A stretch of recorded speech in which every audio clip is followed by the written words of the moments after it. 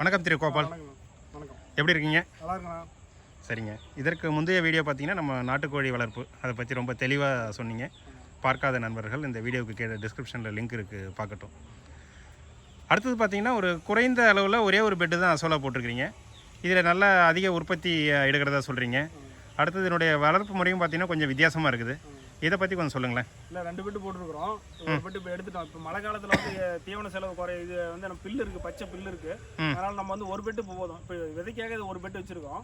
இதை வந்து நம்ம ஒரு பெட்டு மறுபடியும் இப்போ ஜனவரியில் போட்டுருவோம். மறுபடியும் ஒரு பெட்டு போட்டோமா, 2 பெட்டு போட்டோமா. இதில் வந்து ஒரு நாளைக்கு 3 கிலோ எடுக்கலாம். இதோட பெட்டோட சைஸ் வந்து 9க்கு 12 சைஸு. இதில் வந்து ஒரு நாளைக்கு 3 கிலோ எடுக்கலாம். ஒரு நாள் டு ஒரு நாள் எடுப்போம் தீவனம். இதுக்கு எதையா போடுறோன்னா அசோலாங்கிறது இப்போ பசுந்தீவனம் தான். இப்போ நம்ம பசுந்தீவனத்துக்காக போடுறது தான். இது அசோலாங்கிறது உங்களுக்கு தண்ணியில் ஒரு பாசி தாவரம் உங்களுக்கு தெரியும். பாசி தாவரத்தை வகையை சார்ந்தது தான். இது வந்து நல்ல கடலை புண்ணாக்கில் எவ்வளோ அந்த அளவு சத்து இருக்குது, அந்த அளவுக்கு புரோட்டீன் அதிகமாக புரதச்சத்து உள்ள தீவனம். இது நம்ம ஆட்டு மாட்டுக்கு எல்லாத்துக்குமே பயன்படுத்தலாம். ஆட்டு மாட்டுக்கு வந்து கழுவி சுத்தம் பண்ணி தான் போடணும். ஏன்னா இது மாட்டு சாணம் கலந்துருக்குது.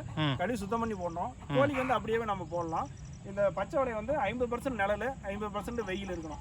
இல்லை, இப்போ புதுசாக ஒருத்தங்க பண்ணணும் அப்படின்னா என்னென்ன வாங்கணும், எப்படி செட்டப் பண்ணணும்னு சொல்லிட்டு அந்த ஆரம்பத்திலேருந்து சொல்லுங்களேன். இல்லை, இந்த பெட்டு வந்து நீங்கள் தார்பாலின் கடையிலே கிடைக்குது. பெட்டு நிறைய பேர் தயாரிக்கிறாங்க. தார்பாலின் கடையிலே கிடைக்குது. சரிங்க. பெட்டும் போட்டுக்கலாம், இல்லை தொட்டிலையும் போட்டுக்கலாம். சிமெண்ட் தொட்டிலையும் போட்டுக்கலாம். நம்ம எந்த அளவு போட்டுக்கலாம். மண் வந்து நம்ம செம்மண் அல்லது நம்ம காட்டு மண், எந்த மண் கிடைச்சாலும் 1 இன்ச்சு மண். இந்த பெட்டில் 1 இன்ச்சு மண், பெட்ல இருந்து 1 இன்ச்சு உயரம், 1 இன்ச்சு உயரம் மண் ஓட்டிக்கிறோம்.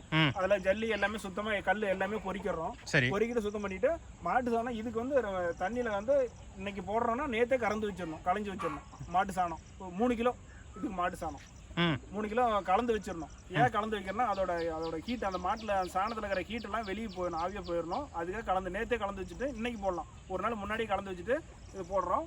தண்ணி வந்து நம்ம 3 கிலோ சாணம்னு சொன்னீங்க இல்லையா? அதில் தண்ணி எந்த அளவுக்கு ஊற்றி கலக்கணும், எப்படிங்க? இல்லை, நல்லா தண்ணியாகவே கலந்துக்கலாம். தண்ணி மாதிரி நல்லா கரைச்சி சுத்தமாக கட்டி இல்லாமல் கரைச்சிடுறோம். கரைச்சி கலந்து வச்சுட்டுமா, இப்போ நேற்று கரைச்சிட்டோம், இன்னைக்கு பெட்டில் போடலாம். இன்னைக்கு கலந்து வச்சுமா, நாளைக்கு போடலாம். அதில் ஏதாவது வடிகட்டி தண்ணி மட்டும் தான் கொடுக்கணுமா, இல்லை அப்படிலாம் இல்லையா? போடலாம். அப்படியே கலந்து வச்சுட்டு அப்படியே போடலாம். இதில் வந்து தண்ணி வந்து முக்கால்வாசி பெட்டுக்கு போட்டுடலாம். தண்ணி விட்டுக்கலாம், முக்கால்வாசி போடலாம். கீழே இருந்து ஏற்கனவே வந்து 1 இன்ச்சு உயரம் மண் இருக்கு. நீங்கள் முக்கால்வாசி தண்ணி விட்டுக்கணும். நீங்கள் மழை தண்ணி விட்டுக்கிட்டா பெஸ்ட்டாக இருக்கும். இல்லை, உப்பு தண்ணி அந்த மாதிரி தண்ணியும் விட்டுக்கலாம். உப்பு தண்ணியில் கொஞ்சம் growth வளர்ச்சி கம்மி. மழை தண்ணியில் நல்லா வளரும்.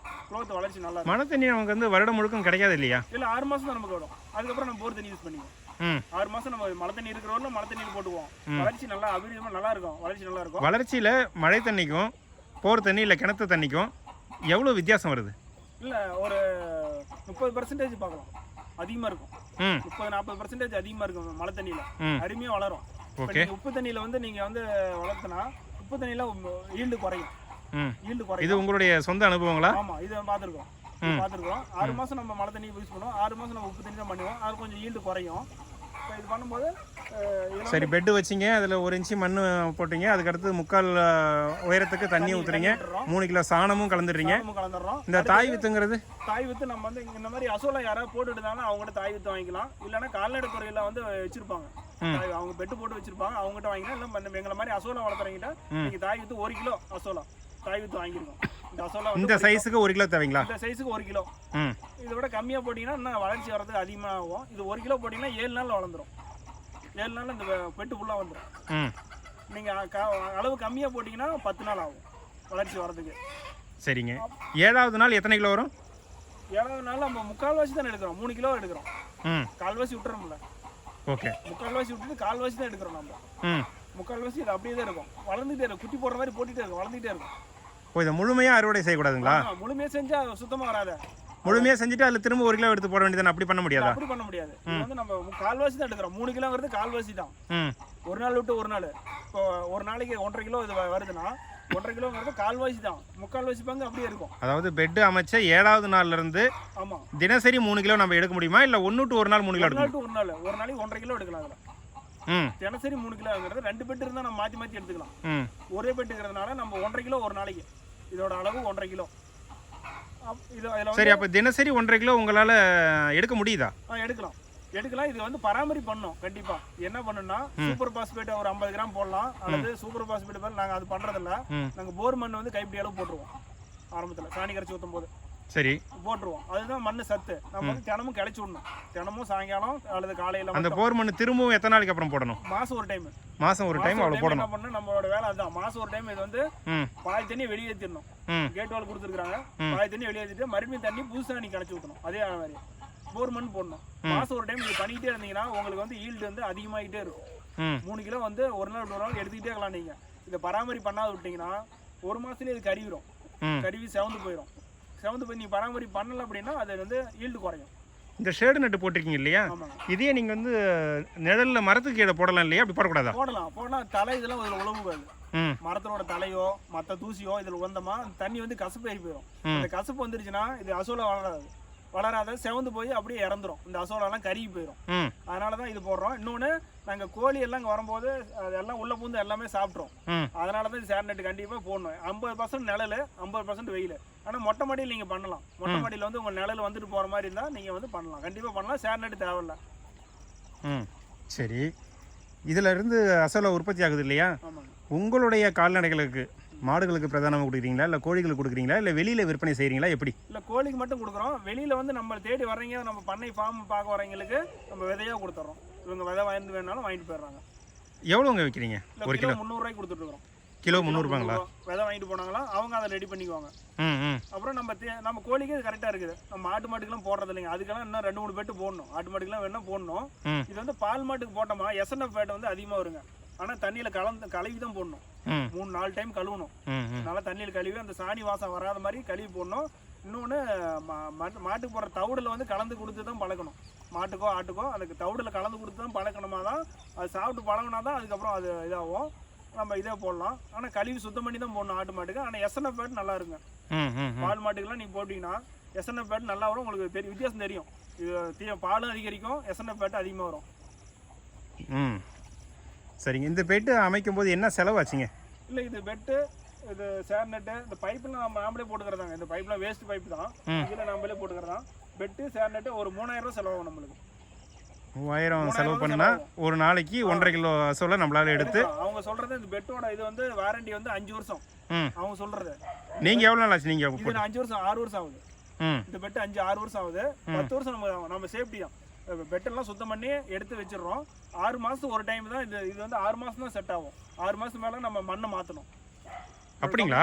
வருடத்தில் 2 முறை இதை நீங்கள் மாற்றி தான் ஆகணும். வேணா மாற்றணும். நம்ம எங்கே வேணால் எடுத்து போட்டுக்கலாம். தொட்டியாக இருந்தால் எங்கேயும் எடுத்து போட முடியாது. இது பெட்டாக இருந்தால் நம்ம எங்கே வேணால் சௌரியம் போல எடுத்து போட்டுக்கலாம். 6 மாதம் ஒரு டைம் நம்ம மண் மாற்றணும். ஏன்னா நம்ம அந்த சாணி அந்த மண் எல்லாமே அவ்வளோதான் அதோட இது இழந்துரும். அந்த இதோட சத்துக்கள்லாம் போயிடும். 6 மாதம். ஒரு சில பேர் என்ன சொல்கிறாங்கன்னா, ஆரம்பிக்கிறாங்க, கொஞ்ச நாள் வருது, அதுக்கு அடுத்து திரும்ப வந்து அதை பயன்படுத்த முடியாத அளவுக்கு தான் போட்டுடுறாங்க.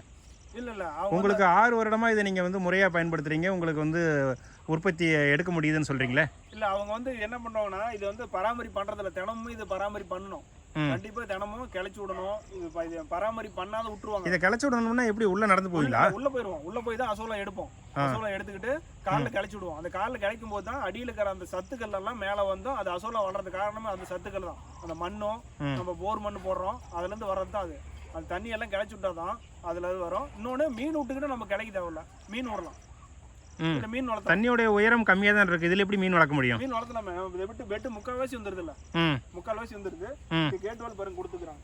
மழை தண்ணி வந்தாலுமே இந்த கேட் வால் வந்து வெளியே தண்ணி வந்துடும், வெளியே வந்துடும். சரிங்க, வந்துடும். இதுல மீன் விட்டோமா நம்ம கிடைக்கிற வேலை இல்லை. ஆனா அசோலா சாப்பிடும் மீன். growth வந்து குறையும் நம்மளுக்கு. ஓகே, அதாவது ஈல்டு குறையும்னு சொல்ல வரீங்க? ஆமா, நம்ம கிடைக்க தேவையில்ல உள்ள போய். ஆனா மீனை கிளச்சி விட்டுக்கோம். ஆனா மீன் சாப்பிடும். அசோலா சாப்பிடும் போது நமக்கு வந்து வளர்ச்சி வந்து குறையும். நம்ம ஈல்டு வந்து நம்ம எடுக்க முடியாது, அவ்வளவு குறையும். இருந்தாலும் நம்ம அது பண்ணிக்கலாம், மீனும் வளர்த்தலாம். ஓகே, இந்த அசோலா வளர்க்கறதுனால கோழிகளுக்கு தீவன செலவை மிச்சப்படுத்தும்னு சொல்லலாமா? இது உண்மையா என்ன? இல்ல, கண்டிப்பா இது சொல்லலாம். தீவன செலவு நம்மளுக்கு குறைவு. இது வந்து நீங்க கணக்கு போட்டீங்கன்னா 1 கிலோ 1 ரூபா கூட உங்களுக்கு வராது. இப்போ 1 கிலோ 1 ரூபா வராதுன்னு சொல்றீங்க. அது வந்து ஒரு ஈரப்பதத்தோட நீங்க பாக்குறீங்க. அதை காய வச்சு பார்த்தீங்கன்னா அதோட வெயிட் இருக்காது இல்லையா? வெயிட் இருக்காது. அது இன்னும் சத்துக்கு கூடும். காய வச்சு அதை நீங்கள் மாட்டுக்கோ ஆட்டுக்கோ போடும்போது இன்னும் அது சத்துக்கள் அதிகம். பச்சையாக போடும்போது உங்களுக்கு சத்துக்கள் குறைவு. நீங்கள் காய வச்சு அது இன்னும் மாட்டுக்கோ ஆட்டுக்கோ நீங்கள் போடும்போது இன்னும் சத்துக்கள் கூடும். அது அசோலாவோட வீரியம் வந்து குறையும், அதிகமாகும். எப்படி பொதுவாக அப்படியே ஒரு தாவரத்தை நம்ம பயன்படுத்தும் போது தான் அதில் விட்டமின்ஸ் அண்ட் மினரல்ஸ்லாம் இருக்குன்னு சொல்லுவாங்க. நீங்கள் அப்படியே இல்லை, மாட்டுக்கு பண்றாங்க, நிறைய பேர் பண்ணிட்டு இருக்காங்க. மாட்டுக்கு வந்து அது பச்சையா போடும்போது அந்த சாணி வாசம் வருதுன்னு என்ன பண்ணுவாங்க, தவிடோட கலந்து காய வச்சிருவாங்க. சரிங்க. நல்லா காய வச்சு அதை வந்து அது வந்து ஒரு அடர் தீவனமோ ஒரு மாட்டு தீவனம் மாதிரி அதிகம் கொடுத்துறாங்க. ஒருவேளை அதிகப்படியாக நமக்கு வந்து உற்பத்தி ஆகுதுன்னா அது போல நம்ம பயன்படுத்தலாம்னு சொல்ல வரீங்க. பண்ணலாம், அந்த மாதிரி பண்ணலாம். உற்பத்தி நமக்கு அதிகமாக இருக்கும்போது நம்ம அதை வந்து உலர வச்சு நம்ம தவிடோட கலந்து அதுக்கு தீவனமாக கொடுக்கும்போது, அடர் தீவனமாக கொடுக்கும்போது அதோட தீவன செலவு குறையும். மாட்டுக்கு ஆட்டுக்கு அதெல்லாம் பண்ணுறாங்க. நம்ம கோழிக்கு நம்ம குறையுது. இப்போ நீங்கள் கணக்கு போட்டு பார்த்தீங்கன்னா அது பெருசாக ஒன்றும் இல்லை. தீவனம் ஒரு 3 கிலோ தீவனம் நீங்கள் கணக்கு போட்டு பார்த்தீங்கன்னா நீங்கள் 2 ரூபா கூட வராது. இப்போ நான் இந்த பெட்டு 3000 செலவு பண்ணி 5 வருஷமாக யூஸ் பண்ணிட்டு இருக்கிறேன். இப்போ நான் எனக்கு என்ன செலவு, அந்த 3000 எப்பயும் எடுத்துச்சு. இது லாபம் தானே கண்டிப்பா. இப்போ இது 1 கிலோ 1 ரூபா கூட எனக்கு செலவு இல்லையா?